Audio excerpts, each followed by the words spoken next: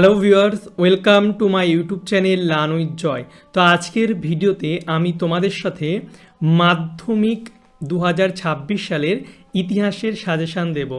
8 নম্বরের বড় প্রশ্নের তোমাদের সাজেশান দেব এবং তোমরা ভিডিওটি শেষ পর্যন্ত দেখবে। আমি প্রতিটা অধ্যায় থেকে তোমাদের যে প্রশ্নগুলো পরীক্ষায় আসতে পারে বলে দেব এবং এর বাইরে কিন্তু তোমাদের পরীক্ষায় কোনো প্রশ্ন আসবে না।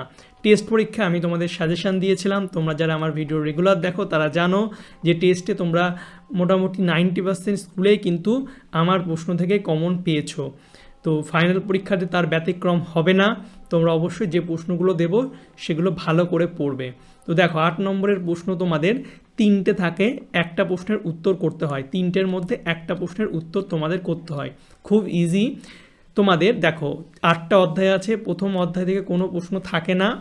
2 আর 3 নম্বর অধ্যায় থেকে একটা প্রশ্ন থাকে, যে কোনো একটা দুটোর মধ্যে একটা থাকবে।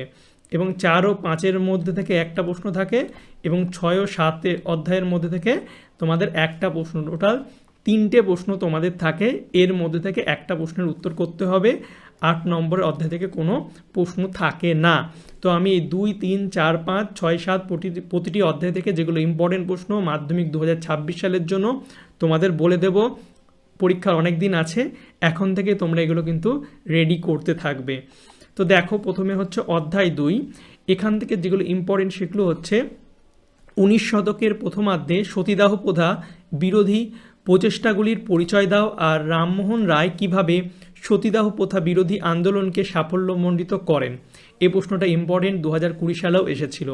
তারপরে শিক্ষা বিস্তারে প্রাচ্যবাদী ও পাশ্চাত্যবাদী বিতর্ক কি, উচ্চশিক্ষার বিকাশে কলকাতা বিশ্ববিদ্যালয়ের ভূমিকা আলোচনা করো।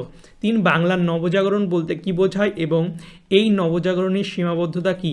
তো এই বছর আমার মনে হচ্ছে নবজাগরণটা খুব ইম্পর্টেন্ট। নবজাগরণ থেকে কিন্তু বিভিন্নভাবে ঘুরিয়ে তোমাদের প্রশ্ন দিতে পারে। তো নবজাগরণের এই প্রশ্নগুলো কিন্তু তোমরা একটু ভালো করে রেডি করবে। ওকে, অনেক স্কুলে কিন্তু নবজাগরণ থেকেও প্রশ্ন দিয়েছে, বাংলার নবজাগরণ থেকে। তারপরে 19 শতকে বাংলার ধর্ম সংস্কার আন্দোলনে রামকৃষ্ণদেবের ভূমিকা সংক্ষেপে আলোচনা করো। এটাও একটা ইম্পর্টেন্ট প্রশ্ন।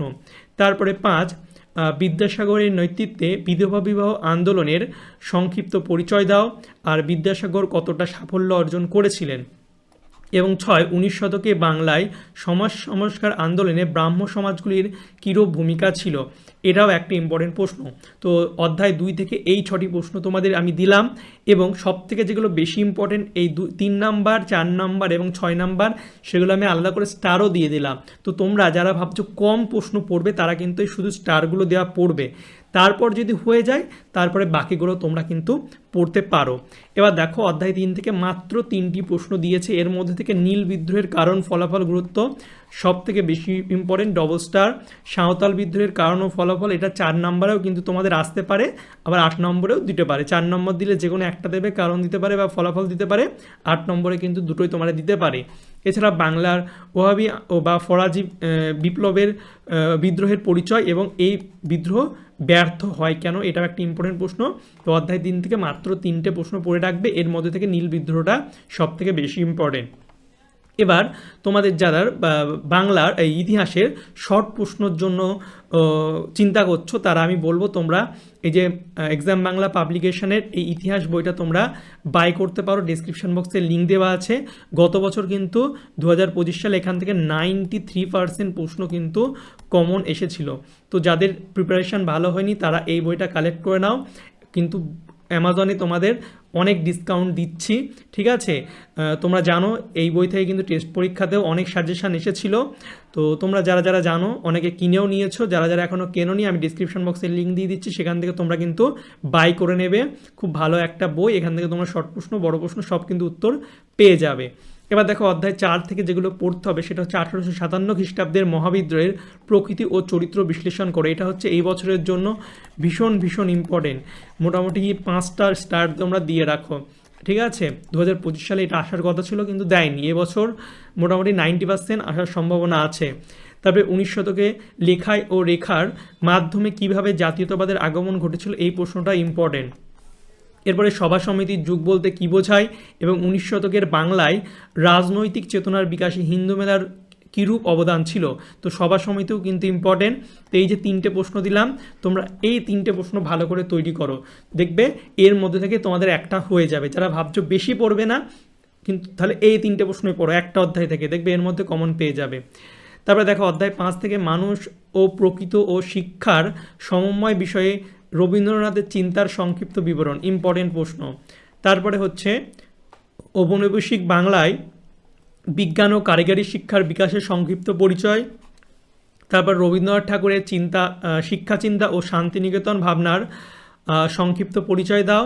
তারপর হচ্ছে হ্যালহেডের a grammar of the Bengal language গ্রন্থটি গুরুত্বপূর্ণ কেন, আর বাংলার ছাপাখানার বিকাশে চার্লস উইলকিন্সের ভূমিকা বিশ্লেষণ করো। তো অধ্যায় 5 থেকে রবীন্দ্রনাথ সব থেকে বেশি ইম্পর্টেন্ট, এছাড়া ছাপাখানা থেকেও কিন্তু প্রশ্ন তোমাদের দিতে পারে। তো এই দুটো একটু তোমরা বেশি ভালো করে পড়ে যেও। তারপর হচ্ছে অধ্যায় 6 থেকে হচ্ছে ভারত ছাড়ো আন্দোলনের শ্রমিকদের ভূমিকা বিশ্লেষণ করো, আর ওয়ার্কার্স অ্যান্ড প্রেজেন্টস পার্টি সম্পর্কে একটি টিকা লেখো। তারপরে বিংশ শতকের ভারতে উপনিবেশ বিরোধী আন্দোলনে বামপন্থীদের ভূমিকা কী ছিল। তারপরে বারোদৌলি আন্দোলনের একটি সংক্ষিপ্ত বিবরণ দাও। তুমি কি মনে করো যে এই আন্দোলন ভূমিহীন কৃষক শ্রেণী ও কৃষি শ্রমিকদের স্বার্থ রক্ষার সফল হয়েছিল? তো এই প্রশ্নগুলো একটু তোমরা দেখে যাবে, এর মধ্যে থেকে এই 2-এর দাগেরটা বেশি ইম্পর্টেন্ট। এবার অধ্যায় 7 থেকে যেগুলো পড়তে হবে সেগুলো হচ্ছে সশস্ত্র বিপ্লবী আন্দোলনে নারীদের ভূমিকা বিশ্লেষণ করো, ভেরি ভেরি ইম্পর্ট্যান্ট প্রশ্ন। তারপর হচ্ছে বঙ্গভঙ্গ বিরোধী আন্দোলনে নারী সমাজের কিভাবে অংশগ্রহণ করেছিলেন, তাদের আন্দোলনের সীমাবদ্ধতা। তারপরে বাংলার নমশূদ্র আন্দোলনের সংক্ষিপ্ত বিবরণ দাও, এটাও ইম্পর্টেন্ট। এছাড়া সশস্ত্র বিপ্লবী আন্দোলনে ছাত্র সমাজের ভূমিকা, এটাও কিন্তু ইম্পর্টেন্ট একটা প্রশ্ন। এবং লাস্ট প্রশ্ন, ভারতের দলিত রাজনীতি বা দলিত আন্দোলনের কারণ কী ছিল, এই প্রসঙ্গে আম্বেদকর এবং গান্ধীজির দ্বন্দ্ব সম্পর্কে কি জানো, লেখো। এর মধ্যে আম্বেদকরের যে চিন্তা সেটা কিন্তু বেশি ইম্পর্টেন্ট, আম্বেদকরের ভূমিকা। তো এটা তোমরা আলাদাভাবে কিন্তু পড়তে পারো, ইম্পর্টেন্ট প্রশ্ন আছে, ঠিক আছে। তো এই প্রশ্নগুলো তোমরা যদি রেডি করতে পারো, প্রতিটি অধ্যায় থেকে আমি আলাদা আলাদা করে প্রশ্ন দিলাম, এর বাইরে কিন্তু তোমাদের 8 নম্বরের কোনো প্রশ্ন পরীক্ষায় দেবে না, এবং এখান থেকে কিন্তু তোমাদের 4 নম্বরের এবং 2 নম্বরের প্রশ্ন কিন্তু রেডি হয়ে যাবে। তো 8 নম্বরের সাজেশন আমি সবার আগে দিলাম, এগুলো তোমরা ভালো করে পড়ার চেষ্টা করো। এবার অনেকে বলবে যে স্যার প্রশ্ন সংখ্যা অনেক বেশি হয়ে গেছে, আমি জানি এমন অনেকে কমেন্ট করে। তো দেখো মাধ্যমিক একবারই হয়, সময় অনেক আছে, তোমরা এগুলো ভালো করে পড়তে থাকো। যদি 2-3টে প্রশ্ন দিয়ে দিই তোমাদের পরীক্ষায় না আসে, তাহলে কিন্তু তোমাদের সেটা খারাপ হবে। তো এগুলো পড়তে থাকো। এবার আমি যারা ভাবছো কম পড়বে তাদের জন্য আমি একটা ট্রিক বলে দিচ্ছি, সেটা ফলো করো। তো তোমরা এই যে অধ্যায় 4, এই অধ্যায় 4-এর এই 3টে প্রশ্ন ভালো করে পড়ো, দেখবে এর মধ্যে থেকে তোমরা কমন পেয়ে যাবে। এবং অধ্যায় 7-এর যেগুলো স্টার দিয়েছি এই প্রশ্নগুলো ভালো করে পড়ো, 7, ঠিক আছে, এবং 4, এই অধ্যায় দুটো ভালো করে পড়ো। এছাড়া তোমাদের যেগুলো আমি স্টার দিলাম তারপর সেগুলো পড়তে পারো, তো দেখবে বেশি প্রশ্ন হবে না, 7 থেকে 8টা প্রশ্ন হবে, এর মধ্যে থেকে তোমরা দেখবে কমন পেয়ে যাবে। আর তোমাদের যদি ভিডিওটি ভালো লেগে থাকে অবশ্যই লাইক, কমেন্ট, শেয়ার করবে। চ্যানেলে নতুন হলে চ্যানেলটিকে সাবস্ক্রাইব করবে। এবং তোমরা যদি মাধ্যমিক 2026 সালের হোয়াটসঅ্যাপ গ্রুপে জয়েন না হয়ে থাকো, তো ডিসক্রিপশন বক্সে লিঙ্ক দেওয়া আছে, জয়েন হয়ে যাবে। এছাড়া হোয়াটসঅ্যাপ চ্যানেলের, টেলিগ্রাম চ্যানেলেরও লিঙ্ক দেওয়া আছে, তোমরা ডিসক্রিপশন বক্স চেক করবে, সেখান থেকে জয়েন হয়ে যাবে। এবং এই পিডিএফটা আমি আমার অ্যাপে আপলোড করে দেবো।